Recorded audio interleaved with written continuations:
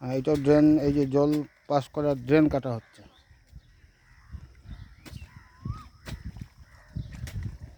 এই আমার বাগান।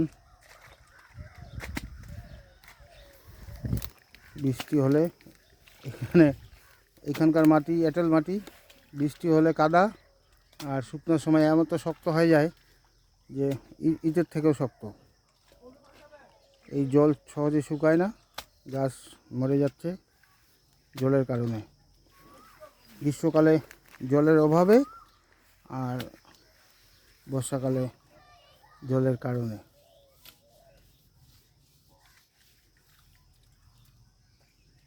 দুইজন লাগছে 2 দিন ধরে।